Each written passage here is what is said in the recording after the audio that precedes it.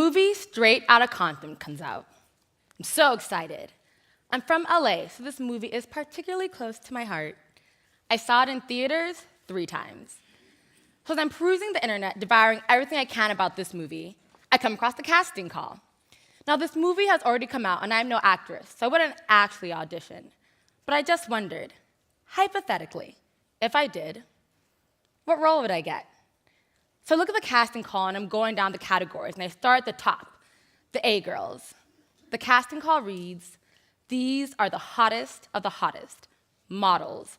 Must have real hair, no extensions." Well, since I have 20 inches of Brazilian hair extensions on my head, doesn't quite apply to me, but that's fine. I go to the next category, the B girls. The casting call reads, "These are fine girls. Long, natural hair, must have light skin." Beyonce's the prototype here. Light skin, also not me. And might I add, not even Beyonce made the cut to be an A girl. But that's fine. I go to the next category, the C girls. The casting call reads, "These are African American girls, can't have extensions, must be medium to light skin toned."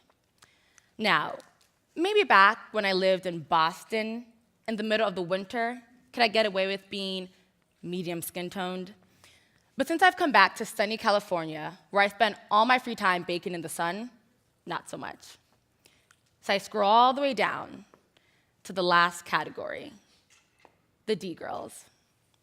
The casting call reads, "These are African American girls, poor, not in good shape, must have a darker skin tone." A darker skin tone. Well, I guess that's me, a D girl. When I first read this, I felt betrayed. Any given year, there are just a handful of movies starring Black actors and actresses. Just a handful of opportunities when people can see actresses that look like me on the big screen and see that we're fierce and beautiful and desirable. So I felt betrayed when even in these small circles where I'm allowed to feel beautiful, I'm still shoved aside for those with more favorable features. Light skin, light eyes, long, soft, real hair. But the more I thought about it, the more the feeling of betrayal slipped away for a more familiar feeling of, that's just the way it is. Because in my world, this phenomenon is all too familiar. Something just as sinister and subtle as racism. Colorism, the discrimination of those with a darker skin tone, typically amongst individuals within the same racial or ethnic group.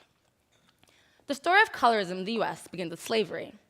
The mass rape of African slave females by white male slave masters gave birth to a cohort of mixed-race slave children.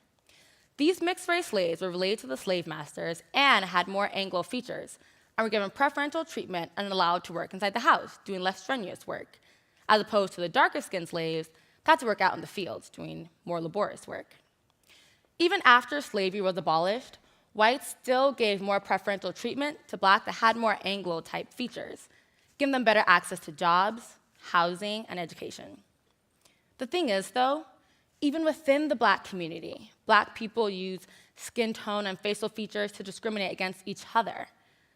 They would only allow entrance into sororities, fraternities, or elite social clubs to Blacks that were able to display Anglo-type features. They would go through a series of tests to see if you fit the bill. One well-known test was the brown paper bag test, where if you were lighter than a brown paper bag, you're in. But if you're darker than a brown paper bag, you're out. Another well-known test was the pencil test, where they would take a pencil and run it through your hair to make sure that it's straight enough that the pencil wouldn't get stuck. The last test was called the shadow test, where they would take a flashlight and shine it against your profile and look at the shadow that your profile made against the wall. And if it matched that of a typical white person's profile, you were fine. But if it didn't, you're out. Now, though these practices are no longer in effect today, the effects of them are still very much so present. I remember a common compliment I would often get in middle school and high school, often told me by other Black males.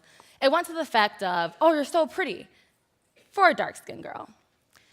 And it doesn't help that the media continues to place a premium on lighter skin by retouching and photoshopping the skin of actresses of color before putting them on the cover of magazines, as can be seen here, here, here, and even here. Now, colorism is not just isolated to the US. Its effects are global, as best illustrated by the skin lightening and skin bleaching cream all over the world. In India and Asia alone, skin lightening and skin bleaching is a multi-billion-dollar business. Despite the harmful toxins that are present in these products, people are still willing to take the risk and use them in order to achieve what they are led to believe is beautiful. And beauty products have flocked on this insight. Well-known brand Vaseline even partnered with Facebook to come up with an app that would lighten the skin of your profile picture in order to promote their skin lightening cream. And you can't travel throughout Asia without being inundated by advertising and commercials that promise happiness and success if you could just be a little bit lighter.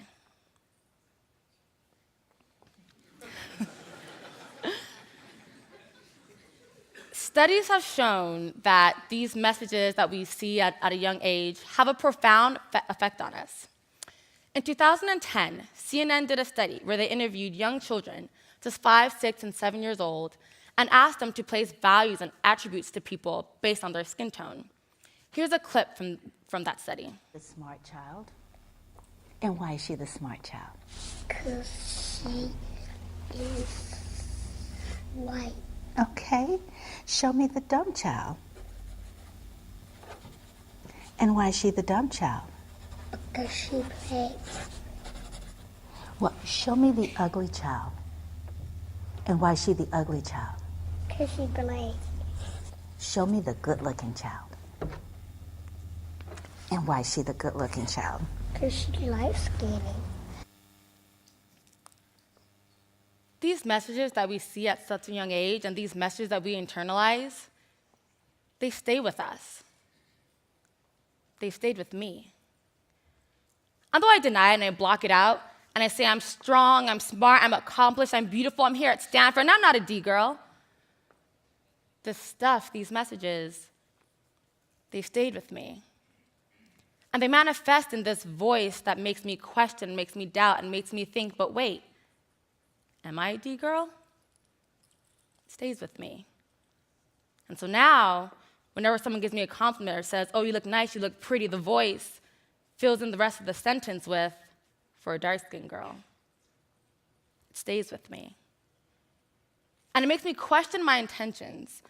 Because even though I say that I have these extensions just for fun and that I like them, that voice says, no, you got them because you're trying to reach a beauty standard that you can actually never attain. It stays with me. Even as I go to send a simple text message, that voice in my head tells me that I should be embarrassed or ashamed when I scroll all the way to the end, to the last, darkest emoji. It stays with me. But I don't want it to stay with me. And the good thing is, it doesn't have to. Because these beauty preferences that we have, they're not something we're born with, they're learned. And if they're learned, then they can be unlearned. Among us are CEOs and co-founders, directors of marketing. You all are the arbiters of what society considers beautiful by deciding who you choose to put in your advertising or who you choose to be the face of your brand. So when you have the opportunity to make that choice, make the unconventional choice. And those of us that consume these messages, we play a role too. Because the first step to change is awareness. And now everyone in this room is a little more aware and will see the world just a little bit differently. And we don't have to passively accept what society tells us to think is beautiful. We can question it. We could challenge the status quo. Because when we do, we get one step closer to broadening the standard of beauty and creating a society where the world can see that D girls are beautiful too. Thank you.